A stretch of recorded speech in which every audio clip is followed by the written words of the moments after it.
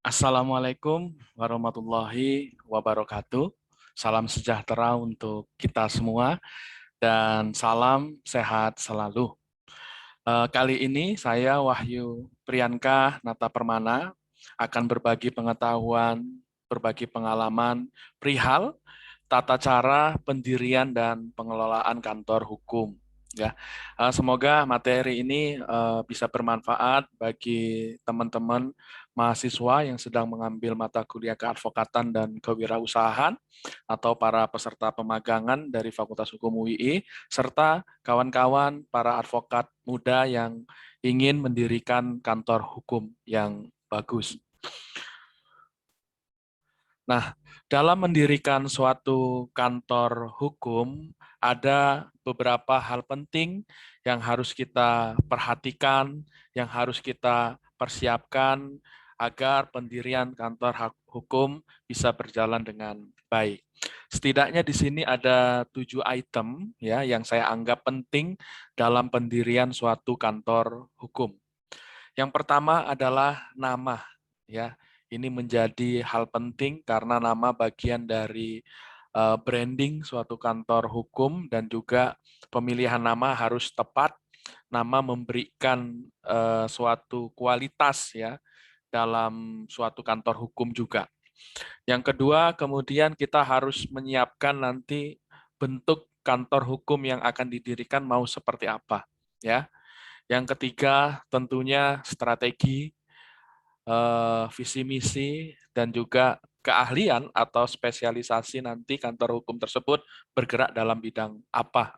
Misalnya fokus dalam bidang ketenagakerjaan atau litigasi atau corporate, tinggal nanti disesuaikan dengan SDM, kemampuan atau ahli para partner serta advokatnya. Dan yang keempat, tentunya budgeting dan keuangan ya. Dalam pendirian suatu kantor hukum tentunya faktor modal itu juga penting ya, berkenaan nanti tempatnya mau di mana, tempat yang strategis, ukuran kantor seperti apa, kemudian nanti berkenaan dengan properti kantor, furniture dan seterusnya. Sehingga budget dan keuangan ini menjadi hal yang penting dalam pendirian suatu kantor hukum. Yang kelima, tentunya pengelolaan kantor dan pelayanan klien ini juga penting untuk kesinambungan atau keberlangsungan suatu kantor hukum ya. Jangan sampai kemudian kita memiliki citra yang tidak bagus di mata klien dalam memberikan pelayanan jasa hukum. Tentunya kita harus sebaik mungkin memberikan pelayanan jasa hukum kepada klien sebagaimana ketentuan atau koridor hukum yang berlaku. Kemudian yang keenam adalah faktor teknologi. Ini juga menjadi penting. Sekarang suatu kantor hukum harus memiliki teknologi yang bagus. Misalnya dia memiliki jaringan WiFi, memiliki website. Kemudian bisa kita sekarang kan sidang e-court, ya, maka kantor harus bisa memfasilitasi aspek teknologi tersebut. Dan yang ketujuh adalah perekrutan SDM kantor ini juga menjadi penting guna keberlangsungan atau operasional kantor. Ya. Oke, saya akan menjelaskan selanjutnya berkenaan dengan aspek nama. Ya. Nah, nama suatu kantor hukum atau firma saya katakan menjadi sangat penting. Apakah nama yang digunakan dapat menjual kualitas layanan firma atau tidak. Sehingga nama jangan sampai salah pilih nama. Kemudian nama bisa diambil dari advokat selaku pendiri. Misalnya kantor hukumnya single ya, maka gunakan saja misalnya nama kantor advokat selaku pendiri. Misalnya saya ya di Yogyakarta mendirikan kantor advokat Wahyu Priyanka and Partner ya, nama pendiri. Bisa juga di samping nama advokat sendiri bisa juga nama yang diambil dari gabungan para pendiri ya, seperti saya kasih contoh kantor hukum yang saya dirikan bersama dengan para alumni FAUI di Jakarta. Kita membuat nama TKNP Law Firm. Nah, TKNP Law Firm ini merupakan gabungan dari para pendiri. Misalnya T-nya Saudara Taufik, K-nya Karsayuda, diambil dari nama Rifki Karsayuda, N-nya kemudian dari nama Imam Nasef, diambil Nasef, dan P-nya diambil dari nama saya Wahyu Priyanka, Priyankanya tersebut. Jadi nama kantor bisa single, nama advokat sendiri, atau gabungan dari para advokat. Nah, di samping itu juga ya ada juga nama kantor kantor hukum yang diambil bukan dari nama advokatnya, bukan dari nama gabungan advokatnya, tapi nama yang benar-benar sendiri ya. Misalnya ada teman saya ya membuat kantor hukum Revolva Law Firm misalnya ya, atau yang lainnya yang diambil tidak dari nama partner atau nama pendirinya. Nah, ini bisa juga. Kenapa namanya tidak diambil dari para pendiri tapi nama sendiri? Misalnya ada kekhawatiran nanti, misalnya ada permasalahan di kemudian hari, ada salah satu partner mengundurkan diri, tentunya nanti berpengaruh terhadap nama kantor hukum yang sudah berkembang. Nah, setelah nama, kemudian saya akan menjelaskan tentang bentuk kantor yang akan kita pilih dalam pendirian suatu kantor hukum. Memang tidak ada tidak dibatasi pada suatu bentuk badan usaha tertentu. Namun dalam prakteknya kantor hukum atau kantor advokat pada umumnya bisa berbentuk orang perseorangan, bisa juga dibentuk dalam firma atau persekutuan perdata atau matskap. Biasanya banyak kantor hukum cenderung untuk membentuk kantor hukum apabila didirikan lebih dari satu orang ya dengan bentuk persekutuan perdata ya.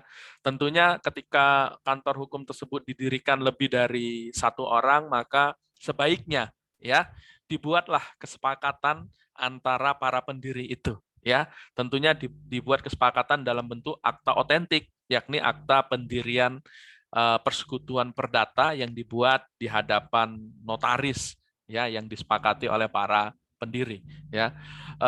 Itu menjadi hal yang penting ya sehingga kesepakatan para pendiri nanti dituangkan dalam akta pendirian ya, misalnya terkait dengan nama, domisili, kemudian berapa modal yang dikeluarkan, bagaimana pembagian hasilnya, kemudian bagaimana mekanisme nanti cara pembukaan rekening kantor, bagaimana pengelolaan keuangan, ya itu harus nanti dituliskan di dalam akta pendirian agar tidak menimbulkan persoalan di kemudian hari.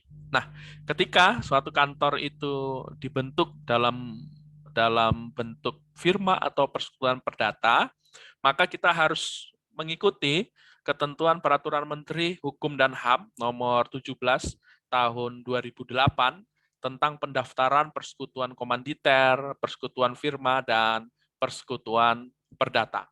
Ya, jadi kita daftarkan nanti dokumen akta pendirian berikut berkas-berkasnya kepada Kemenkumham agar ya kita mendapat surat keterangan terdaftar ya di Kemenkumham ya, kantor hukumnya ini nanti mendapatkan surat keterangan terdaftar. Itu menjadi bagian yang penting juga. Nah, tentunya ketika kita sepakat untuk membentuk suatu kantor hukum yang didirikan misalnya lebih dari satu orang dan dibuat akta pendiriannya, maka para pendiri juga harus menyiapkan misalnya dokumen-dokumen seperti KTP, NPWP, kemudian nanti dilengkapi dengan surat keterangan domisili kantor, mau di mana kantornya, karena itu sebagai syarat administrasi juga ya, ketika kita akan mengajukan permohonan surat keterangan terdaftar pada Kementerian Hukum dan HAM. Kalau memang pendirian itu dibantu oleh notaris, maka biasanya notaris itu akan membantu dalam memperoleh surat keterangan terdaftar pada Kementerian Hukum dan HAM. Nah, setelah katakan saja sudah memperoleh surat keterangan terdaftar pada Kementerian Hukum dan HAM, sudah ada akta pendiriannya, kemudian dibuat juga nanti NPWP persekutuan perdatanya, ya. Kemudian ada surat keterangan domisili, maka selanjutnya ketika kita mau mengoperasionalkan kantor itu, maka setidaknya kita juga memberitahukan kepada ketua pengadilan negeri setempat, ya, perihal kantor hukum yang didirikan, ya.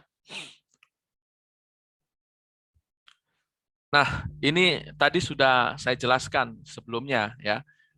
Ketika kita akan membuat akta pendirian kantor hukum, ya, yang dibuat di hadapan notaris misalnya, perlu dibuat secara terperinci, ya, kesepakatan para pendiri kantor. Saya sudah jelaskan di awal tadi berkenaan dengan namanya apa, bisa nama perseorangan, kalau memang memilih salah satu partner nama kantornya, kemudian gabungan partner atau di luar nama para pendiri yang disepakati. Kemudian domisili, tentunya ini penting disepakati mau domisilinya di mana, ya. Kemudian modal, nah ini menjadi penting, modal masing-masing pendiri seperti apa besarannya, ya, dituliskan. Modal tidak selalu dalam bentuk uang, tapi juga bisa dalam bentuk barang, misalnya, atau misalnya para partner menyiapkan modalnya tempat, ya, tempat yang nanti akan dijadikan kantor bisa-bisa saja diperhitungkan sebagai modal, ya. Kemudian perlu dijelaskan nanti dalam pembukaan rekening kantor siapa yang berwenang mewakili kantor, apakah managing partner saja atau didampingi dengan salah satu partner atau seluruh pendiri harus menghadap ke bank. Ini harus dipastikan agar fleksibel dalam mekanisme pembukaan rekening tapi juga terawasi, ya. Artinya ada mekanisme kontrol dari para pendiri. Misalnya pendirinya ada 4, ya. Kalau 4-4-nya harus ke bank gitu, ya, ini sedikit repot misalnya. Tapi bisa jadi disepakati misalnya kalau pendirinya 4 orang, maka nanti cukup managing partner dengan didampingi salah satu partner, ya. Itu bisa juga, termasuk juga dalam teknis pengelolaan keuangan, ya. Selanjutnya di dalam akta pendirian juga perlu disepakati bagaimana hak dan kewajiban, ya, hak dan kewajiban para pendiri atau para partner, hak dan kewajiban nanti managing partner yang ditunjuk untuk melakukan pengelolaan, kemudian bagaimana nanti pembagian hasilnya, ya, persentase, ya, dari misalnya ada suatu pekerjaan, ya, ada misalnya ada pembayaran nanti harus disepakati, misalnya berapa persen masuk ke partner, berapa persen masuk ke kantor, berapa persen untuk para advokat, berapa persen untuk misalnya marketing fee, dan misalnya untuk staff handlingnya, misalnya itu harus disepakati, ya. Dan juga aspek-aspek lainnya yang tentunya berpengaruh dalam operasional suatu kantor hukum harus disepakati bersama.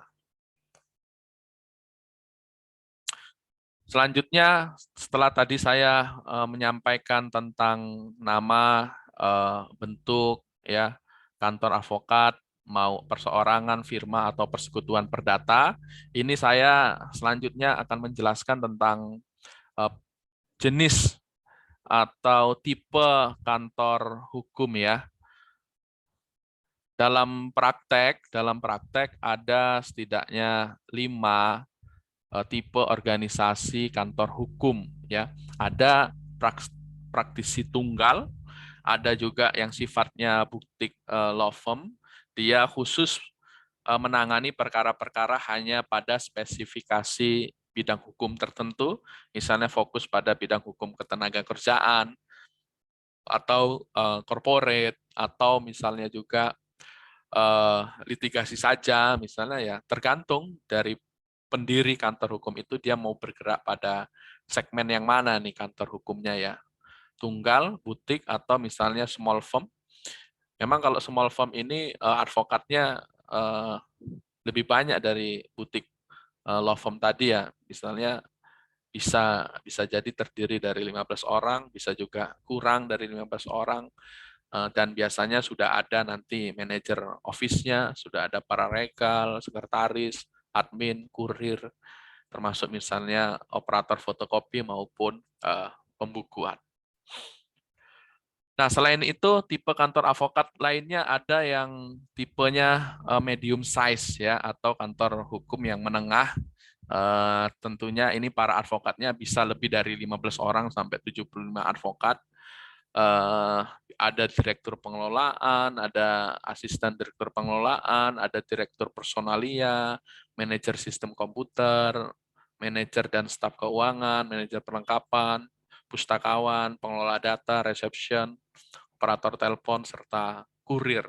Tentunya struktur organisasi yang ada di dalam kantor hukum yang dalam level menengah ini jauh lebih eh, kompleks ya dibanding yang sebelumnya. Nah, di samping itu juga ada kantor hukum yang sudah levelnya large firm ya, atau kantor besar.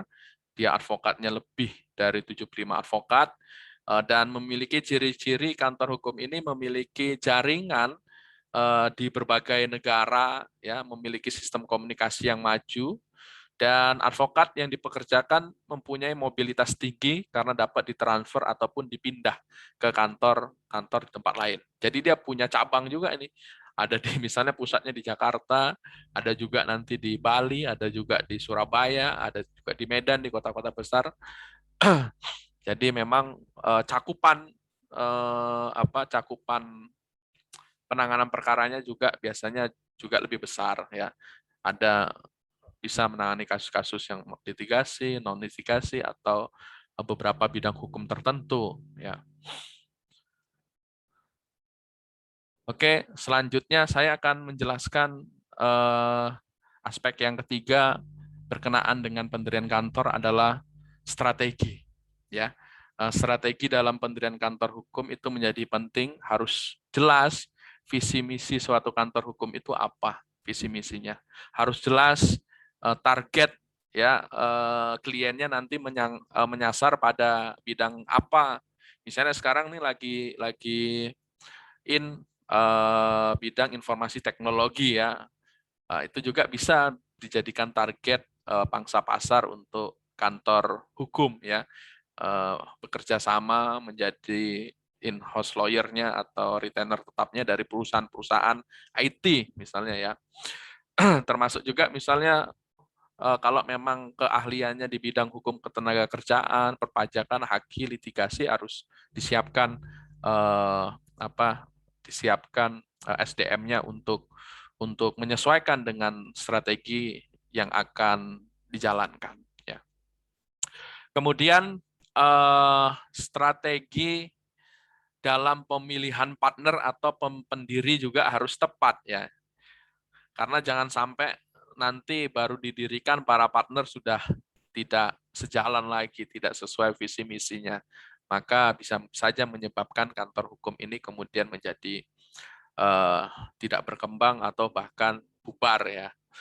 Maka penting kita mau berpartner dengan siapa, itu juga menjadi kunci keberhasilan suatu firma hukum. Jadi pemilihan partner tidak hanya serta-merta didasarkan pada modal belaka, tapi juga ada kesamaan, visi misi, kesepahaman, kemudian juga andil dalam pengelolaan kantor ya, misalnya mau kerja, dan tentunya diharapkan juga partner memiliki spesialisasi hukum tertentu yang bisa jadi para partner ini menjadi ikon dari kantor hukum yang didirikan ya. Nah, selanjutnya hal penting yang keempat berkenaan dengan aspek budgeting dan keuangan ya. Kenapa saya katakan ini budgeting dan keuangan menjadi penting ya, karena ketika kita mendirikan kantor hukum ini sama saja kan kita berinvestasi ya, ada modal yang dikeluarkan. Maka sebelum mendirikan kantor hukum kita harus perhitungkan ya. Misalnya berkenaan dengan biaya pembelian kantor, misalnya kalau kantor hukumnya mau dibeli ya, atau kalaupun tidak ingin dibeli, sewa kantor, maka harus diperkirakan berapa lama waktu sewa kantor, kemudian berapa biayanya, berapa maintenance kantornya tiap bulannya, kemudian pemilihan kantor, lokasinya mau di mana, ya tentunya kita harus memilih lokasi yang strategis tentunya. Nah, di samping tadi untuk keperluan kantor, pembelian kantor atau sewa kantor, juga harus diperhitungkan biaya-biaya renovasi kantor, untuk furnitur kantor, meja, kursi, lemari, ATK, peralatan elektronik, ini juga harus diperhitungkan. Ya, ini sudah saya jelaskan nih ya, ada biaya sewa ya, renovasi, peralatan elektronik, komputer, printer, mesin fotokopi, wifi, misalnya ya, AC, infocus, TV. Ini juga hal yang penting dalam operasional kantor, maka perlu diperhitungkan berdasarkan skala prioritas tentunya ya, sesuai budget yang ada ya. Di samping itu peralatan tulis juga, dokumen ATK menjadi penting, misalnya untuk kop surat, ya, stempel, kertas, kemudian amplop, kebutuhan-kebutuhan yang sifatnya pemberkasan ini juga perlu diperhitungkan. Di samping itu juga kantor-kantor yang sekarang, kantor-kantor hukum perlu juga menyiapkan website kantor, ya, itu juga menjadi wajah cerminan suatu kantor hukum, pembuatan website kantor ya. Kemudian perlu juga nanti disiapkan media sosial kantor hukum ya, sebagai apa ya, sebagai sarana ya, media informasi bagi masyarakat secara umum untuk mengetahui suatu kantor hukum ya. Di samping itu, pengelolaan keuangan dan pelaporan keuangan ini juga penting. Misalnya tadi saya katakan, misalnya ada suatu pekerjaan masuk, misalnya terjadi kesepakatan dengan klien, totalnya misalnya 1 miliar nih. Harus jelas ya berapa persen dari income yang masuk ke kantor itu untuk partner, untuk lawyer yang ada di surat kuasa, untuk PIC-nya, misalnya tim handling-nya, staff handling, kemudian untuk marketing fee, dan sebagainya. Maka ini harus jelas bagaimana pengelolaan dan pelaporan keuangan. Ya, termasuk juga misalnya untuk operasional kantor berjalan, ini juga harus diperhitungkan ya, untuk biaya maintenance bulanan, untuk listrik, untuk biaya wifi misalnya, atau buat kebersihan dan seterusnya, itu harus diperhitungkan secara detail dan terperinci. Nah, saya lanjutkan masih berbicara tentang budget dan pengelolaan keuangan ya. Di sini saya tuliskan disiplin dan dalam manajemen keuangan menjadi penting karena tidak jarang suatu kantor hukum yang baru cepat tutup karena permasalahan keuangan. Ya, harus ada strategi keuangan jangka panjang, membuat cash flow, mengeluarkan invoice, memonitor pembayaran dan penagihan, ya. Karena biasanya manusia akan terlihat watak aslinya kalau sudah berurusan dengan uang, ya. Banyak para partner kemudian tidak sejalan lagi karena permasalahan pengelolaan keuangan, ya. Sehingga memang law firm yang tidak disiplin soal keuangan dengan mudahnya akan mencampur adukkan kekayaan kantor dengan kekayaan pribadi partner. Atau misalnya dalam kasus tertentu, bisa jadi justru partner yang terus-menerus memodali kantor karena tidak juga dapat untung. Nah, ini harus hati-hati betul memang ketika kita berbicara dalam pengelolaan keuangan kantor. Tentunya di sini managing partner sangat berperan penting dalam pengelolaan kantor tersebut. Hal penting yang selanjutnya adalah berkenaan dengan pengelolaan kantor dan pelayanan klien. Ya, di sini saya sampaikan bangun trust dulu, ya, jangan hanya melihat, jangan lihat value-nya dulu, ya, tapi bangun trust. Karena apa? Kalau trust sudah terbangun, nanti value akan mengikuti sendiri. Bangun kepercayaan kepada klien. Karena nanti kalau klien sudah melihat kinerja kantor advokat ini bagus, advokatnya bisa dipercaya, ya. Tentunya dia akan beriklan kemana-mana, akan menyampaikan kepada mitra-mitra bisnisnya, ini loh lawyer saya, ya, dia bisa dipercaya, bagus kerjanya, sehingga bisa jadi akan membawa pintu rezeki yang lain, ya, dari klien-klien yang lain atau mitra bisnisnya klien. Maka penting membangun trust, ya, terlebih dahulu. Kemudian aspek penting yang selanjutnya dalam pengelolaan klien, dalam pengelolaan kantor dan pelayanan klien adalah harus jelas pembagian tugas antara partner seperti apa, harus jelas pembagiannya dengan masing-masing lawyer atau advokat maupun staff sebagai tim handling atau PIC-nya, ya.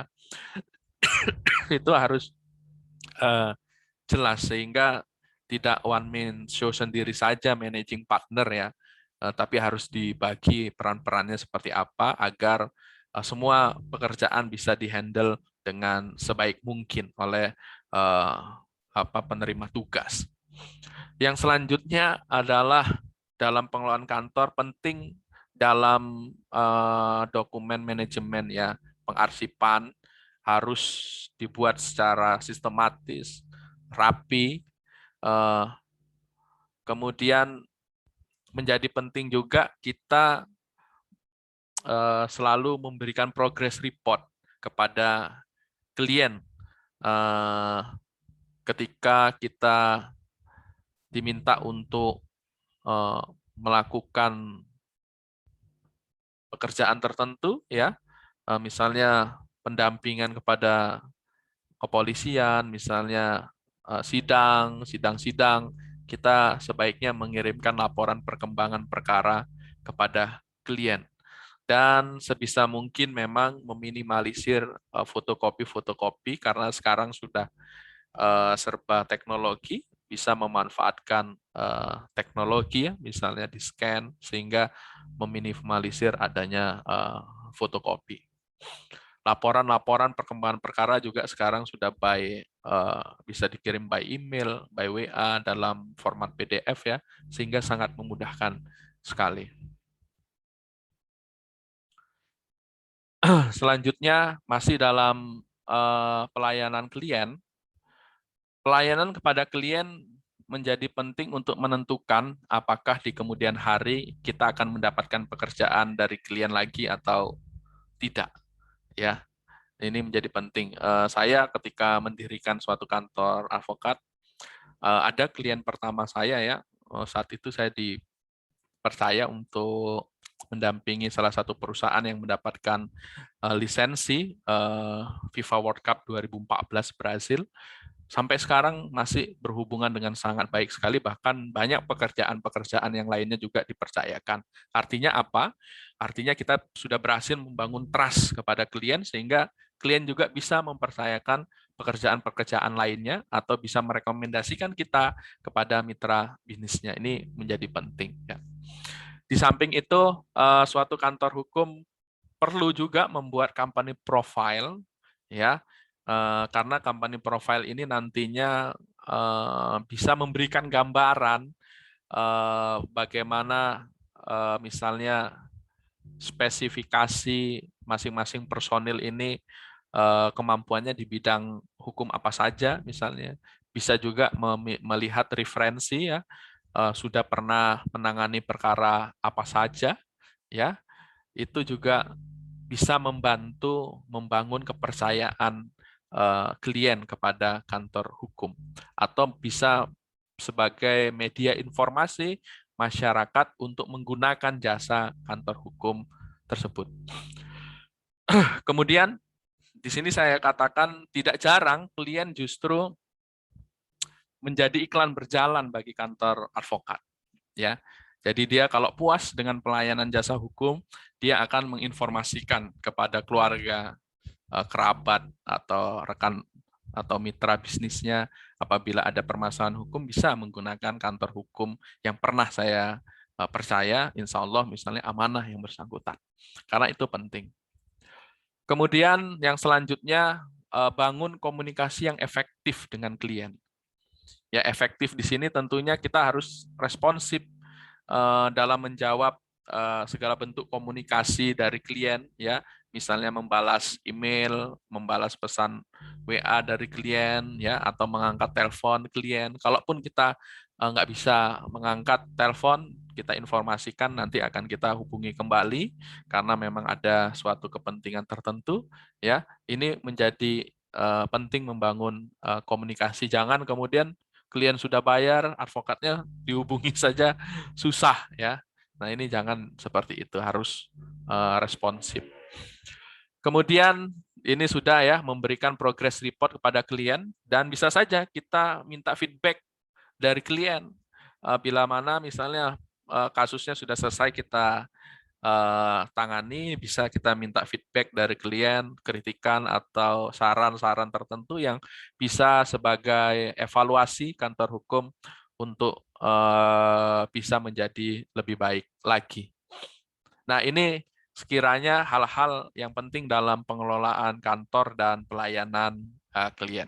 Sekarang kita lanjutkan lagi aspek teknologi. Nah, aspek teknologi sangat penting bagi kantor hukum karena dengan adanya teknologi ini juga bisa meningkatkan kualitas, efisiensi, dan meningkatkan atau bisa memberikan pelayanan yang terbaik bagi klien. Aspek teknologi tadi ya, misalnya kita bisa kirim progress report melalui email, melalui pesan WhatsApp. Kita juga bisa sekarang meeting melalui aplikasi tertentu, ya. Meeting secara online, tidak harus bertemu, apalagi di era pandemi seperti ini, sehingga sangat penting teknologi tersebut. Termasuk misalnya kita sidang-sidang online, ya, pendaftaran perkara sekarang juga kita bisa melalui e-court, dokumen diupload di sana, kita juga bayar nanti secara online bisa.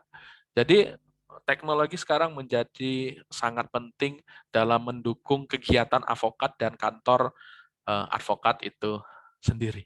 Ya, jadi ini sekarang teknologi menjadi hal yang sangat penting sekali. Selanjutnya adalah berkenaan dengan rekrutmen, ya. Tentunya setelah para pendiri sepakat untuk mendirikan kantor advokat, maka harus ditentukan, harus disiapkan SDM-nya, ya, dengan cara merekrut personil-personil yang sekiranya dibutuhkan, ya, sesuai dengan kemampuan kantor advokat tersebut.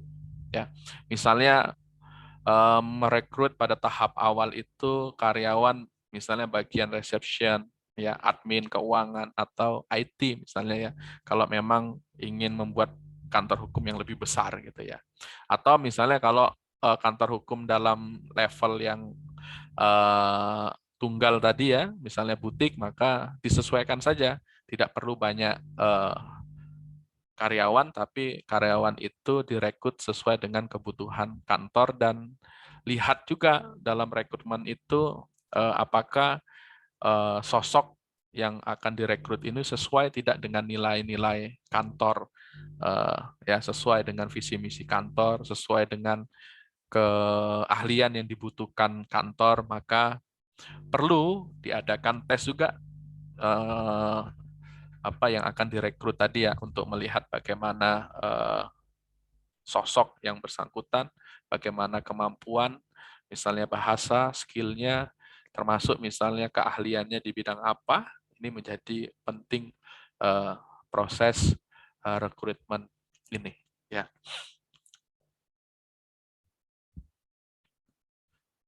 Nah, selanjutnya dalam menjalankan kantor hukum ada hal-hal juga yang perlu kita ketahui, bahwasannya advokat dilarang beriklan, ya. Dilarang beriklan artinya kita tidak boleh menjaminkan, memberikan jaminan-jaminan kepada seseorang. Kita juga tidak bisa mempromosikan diri misalnya melalui media massa dengan beriklan, ya. Kalau ada masalah misalnya hubungi kantor kami di media, ya, misalnya mengiklan di surat kabar gitu. Nah, itu kurang pas, ya, melanggar kode etik juga kita beriklan, ya. Kemudian biasanya masalah koneksi bisnis itu juga menjadi hal dalam membangun suatu kantor advokat. Maka penting menjalin koneksi bisnis dengan misalnya keluarga besar, dengan lingkungan eh, bisnis ya. Kemudian bisa juga kita mengikuti organisasi-organisasi tertentu, misalnya Kadin atau aktif dalam suatu asosiasi ya, aktif dalam kegiatan sosial, termasuk juga aktif dalam kegiatan-kegiatan ilmiah, baik sebagai narasumber atau peserta atau mediator ini moderator ya. Ini juga bisa membangun koneksi bisnisnya, aktif di jaringan alumni, relasi pertemanan. Ini juga menjadi hal yang penting dalam membangun koneksi yang baik ya. Karena tidak jarang kasus-kasus itu justru hadir dari relasi bisnis ya, relasi hubungan pertemanan ya, dia merekomendasikan temannya untuk menggunakan advokat X misalnya. Jadi penting untuk menjaga koneksi bisnis ya, menjaga hubungan baik dengan keluarga, dengan alumni, dengan pertemanan, juga bisa aktif dalam suatu asosiasi, kegiatan sosial, kegiatan ilmiah, seminar, dan seterusnya. Ya mudah-mudahan saja dari koneksi bisnis yang terjaga itu bisa memperoleh pekerjaan atau klien yang bisa menghidupi kantor hukum. Ya. Maka tidak jarang kita sering-sering bersilaturahmi karena silaturahim itu juga membuka pintu rezeki, kan seperti itu ya. Kemudian ini saya ambil sampelnya saja ya, sampelnya struktur manajemen kantor hukum yang sederhana, yang paling sederhana ya. Di sana ada pendiri, pendiri juga bisa sekaligus managing partner. Kemudian nanti ada senior associate, ada junior associate, ada juga paralegal ya. Di samping itu ada juga nanti kalau mau dibentuk misalnya ada yang masalah yang sifatnya